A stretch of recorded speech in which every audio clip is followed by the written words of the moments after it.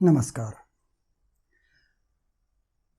पंचम भाव के कारकत्व क्या हैं, आज हम ये जानेंगे। पंचम भाव हमारी कुंडली का सर्वाधिक महत्वपूर्ण भाव है।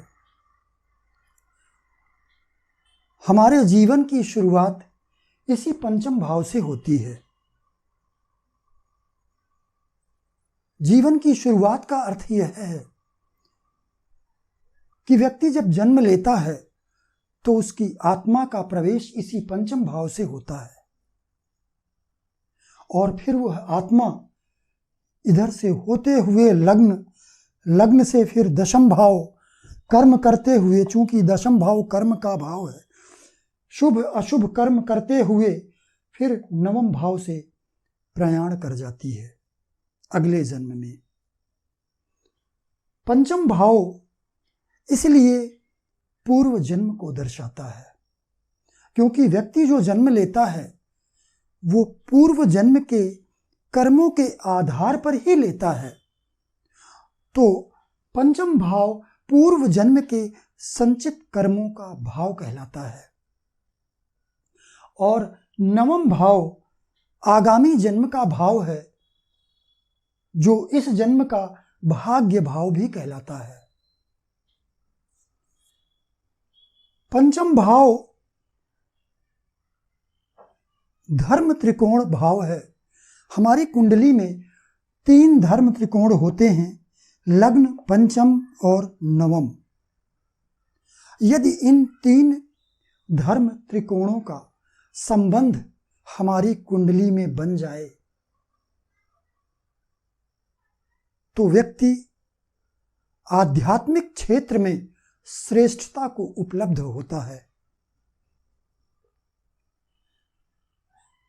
तो ये पंचम स्थान से हमें ज्ञान होता है कि हमारे पूर्व जन्म के कर्म कैसे थे। चूंकि ये पंचम भाव, नवम भाव जो पिता का भाव है, पितृभाव कहलाता है, इससे भावात भावम, नवम से नवम भाव होने के कारण यहां से भी हम अपने पूर्वजों के बारे में ज्ञान प्राप्त करते हैं। पितृदोष का निर्धारण भी नवम के अलावा हम पंचम भाव से भी करते हैं, क्योंकि ये पूर्वजों का भाव है। तो ये भावात भावम, यह भी यहां से भी हमें पूर्वजों के बारे में ज्ञान की प्राप्ति होती है। इसके अलावा ये पंचम भाव सुत भाव भी कहलाता है। सुत का मतलब है पुत्र, और आज के जमाने में इसे हम संतान भाव कहते हैं। पुत्र हो या पुत्री, ये संतान भाव है।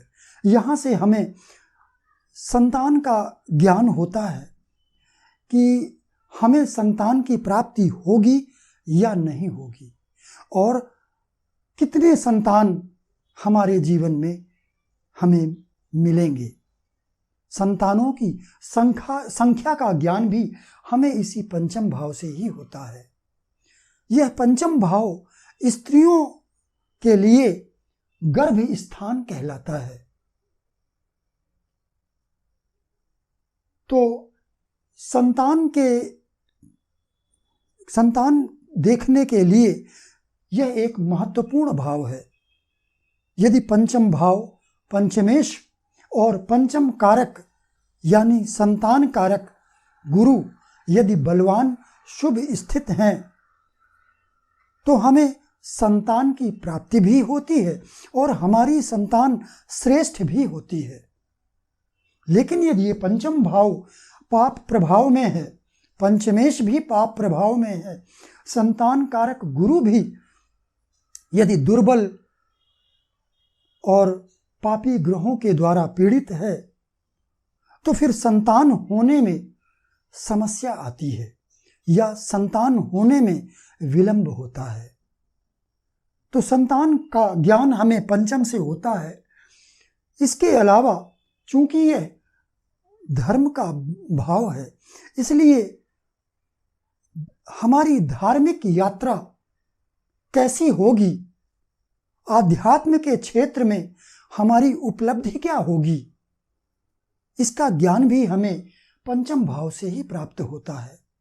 हम अपने जीवन में कोई देव प्रतिष्ठा करवाएंगे या नहीं, तीर्थ स्नान का अवसर हमें प्राप्त होगा या नहीं, हम देवालय निर्माण का कार्य अपने जीवन में करवा पाएंगे या नहीं, इन सब बातों के लिए इसी पंचम भाव को देखना होता है। ये पंचम भाव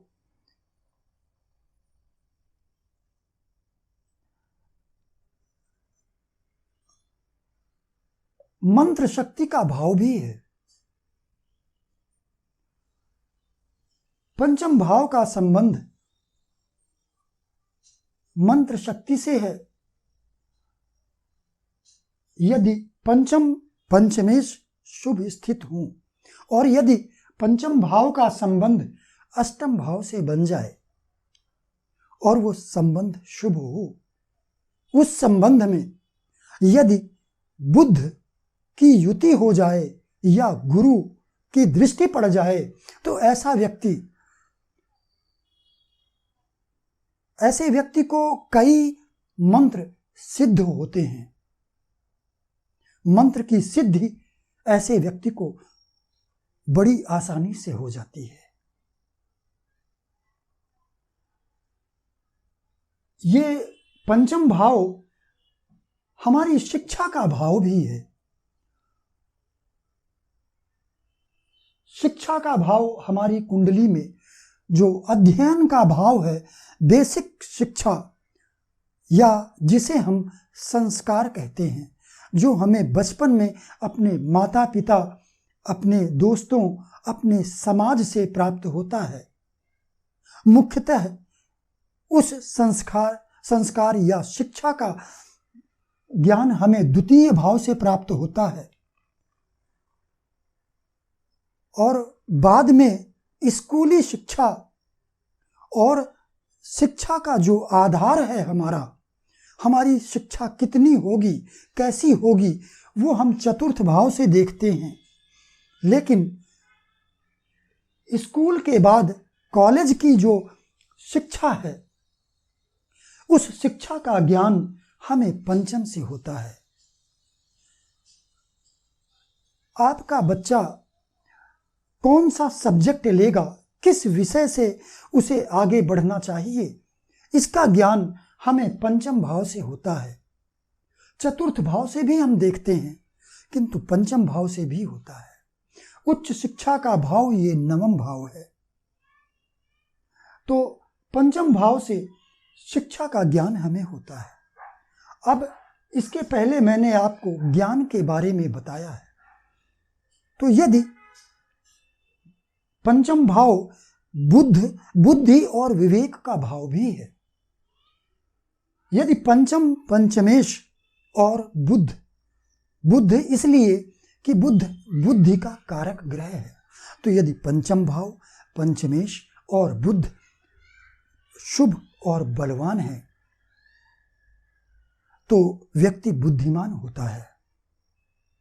यदि गुरु भी शुभ स्थित है, बलवान है, या गुरु की दृष्टि पंचम भाव पर पड़ जाए, तो ऐसा व्यक्ति का रुझान शास्त्राध्ययन में होता है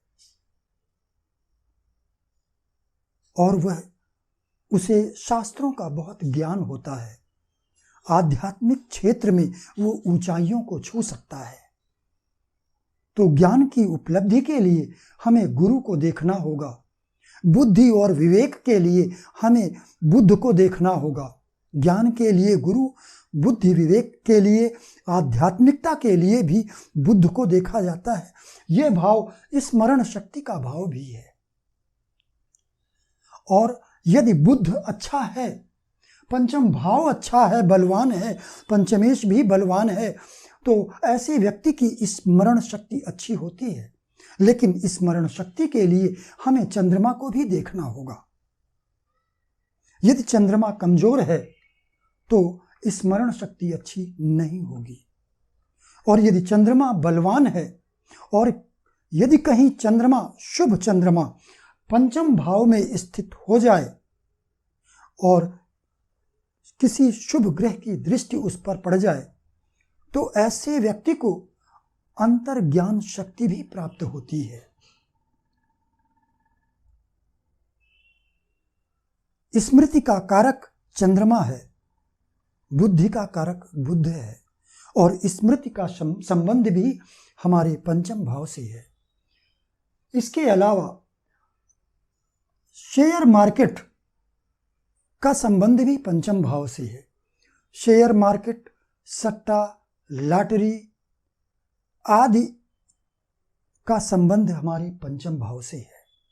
यदि आपका पंचम भाव सुदृढ़ है, पंचमेश बलवान है और पंचम भाव पर यदि शुभ स्थित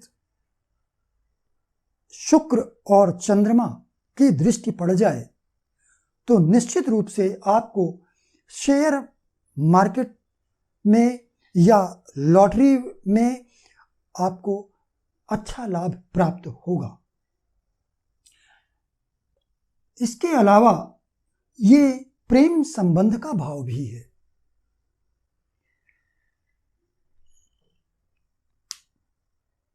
यदि पंचम भाव पंचमेश और शुक्र इसलिए कि प्रेम का कारक ग्रह शुक्र है, तो यदि ये तीनों शुभ स्थित और बलवान हैं तो आपके जीवन में कोई ना कोई प्रेमी या प्रेमिका आएगा।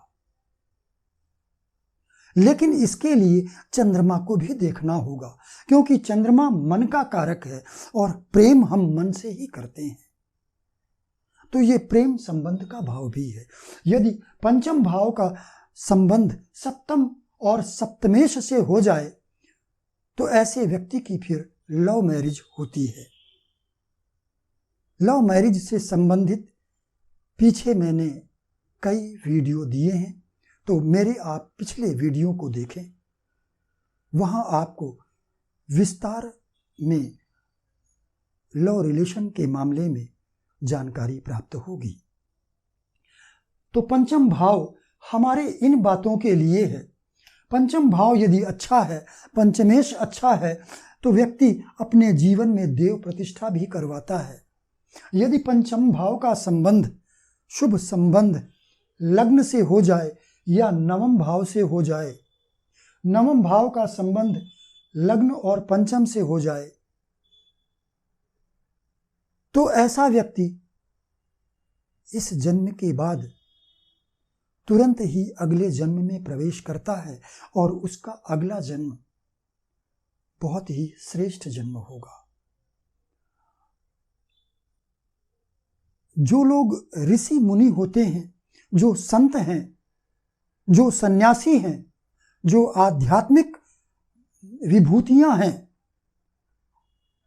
उनकी कुंडली में पंचम भाव लग्न और नवम भाव का अंतर संबंध जरूर होता है। तो इसके संबंध में फेसबुक में मेरी कई पोस्ट हैं, लेकिन मैं कोशिश करूंगा कि इस संबंध में मैं आपको वीडियो बना कर दूं।